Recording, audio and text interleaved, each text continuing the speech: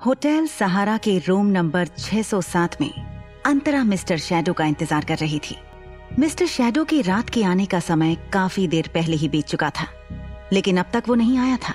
अंतरा ने अपना फोन उठाया और मिस्टर शैडो को टेक्स्ट किया कि आप कब तक आ रहे हैं, लेकिन बहुत देर तक उनका कोई रिप्लाई नहीं आया। उसके बाद अंतरा ने उसे कॉल किया, लेकिन नंबर बंद आ रहा था। अंतरा सोच में पड़ गई कि आखिर इस आदमी पर भरोसा करना चाहिए या नहीं। थोड़ी देर और इंतजार करने के बाद भी जब मिस्टर शैडो नहीं आया तो अंतरा ने सोचा कि बहुत लेट हो गया है, इसलिए शायद मिस्टर शैडो आज नहीं आएंगे। अंतरा ने सोने का फैसला किया और बेड पर लेटकर ब्लैंकेट ओढ़ लिया। उसने हर तरफ करवटें बदलकर कोशिश कर ली, लेकिन उसे नींद नहीं आ रही थी।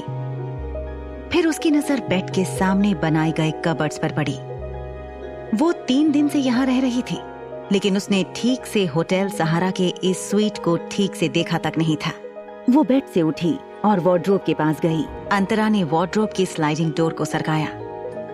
उसे लगा था उसमें मिस्टर शैडो के कपड़े होंगे, लेकिन दरवाजा खुलते ही अंदर का नजारा देखकर वो हैरान हो गई। वार्डरोब के अंदर फीमेल ड्रेसेस थे और वार्डरोब के सबसे नीचे अलग अलग तरह के लेडीज फुटवेयर थे। अंतरा वो सब देख रही थी, तब उसके फोन पर मैसेज टोन बजा। उसने तुरंत जाकर अपना फोन उठाया और मैसेज पढ़ा। सारे कपड़े तुम्हारे साइज के हिसाब से बने हैं। और मैसेज के नीचे लिखा था द शैडो। मैसेज पढ़कर अंतरा के चेहरे पर हल्की सी मुस्कान आ गई। उसने रिप्लाई देने के लिए मैसेज टाइप करना शुरू किया, लेकिन कुछ शब्द टाइप करने के बाद उसने डिलीट कर दिया और फिर हिचकिचाते हुए मिस्टर शैडो को कॉल डायल किया। रात के 2 बज गए थे, फिर भी मिस्टर शैडो ने तुरंत फोन उठाकर कहा, हाय अंतरा। वही मोहक और दिलकश आवाज अंतरा के कान में गूंजी। अंतरा ने हल्का सा घबराते हुए कहा, मैंने कपड़े देखे, थैंक यू। इतना बोलने में भी अंतरा की आवाज थोड़ी कांप रही थी। तुम्हें सब पसंद आया? मिस्टर शैडो की आवाज आई। अंतरा ने कहा, हाँ पसंद आया। वो सोच रही थी कि दुनिया में कौन सी ऐसी औरत होगी जिसे नए कपड़ों से भरा पूरा वार्डरोब पसंद नहीं आएगा। अंतरा इस तरह से सोच में डूबी हुई थी कि उसे पता भी नहीं चला कि मिस्टर शैडो से उसका कॉल डिस्कनेक्ट हो चुका था। अचानक स्वीट का दरवाजा खुलने की आवाज आई। तब वो अपने ख्यालों से बाहर आई और उसे एहसास हुआ कि वो फोन पर थी। उसने अपना फोन नीचे रखते हुए आवाज लगाई, कौन है? अंतरा बेडरूम में थी, इसलिए उसे दिख नहीं रहा था कि रूम में कौन आया था। इस वक्त और कौन हो सकता है? अंतरा को मिस्टर शैडो की धीमी आवाज सुनाई दी। उसके बाद वो बेडरूम के दरवाजे से अंदर आया। अंतरा ने देखा कि मिस्टर शैडो ने अपने सर से लेकर नाक तक एक मास्क पहना हुआ था। वो समझ गई कि अपने चेहरे को छुपाने के लिए मिस्टर शैडो ने ऐसा किया है।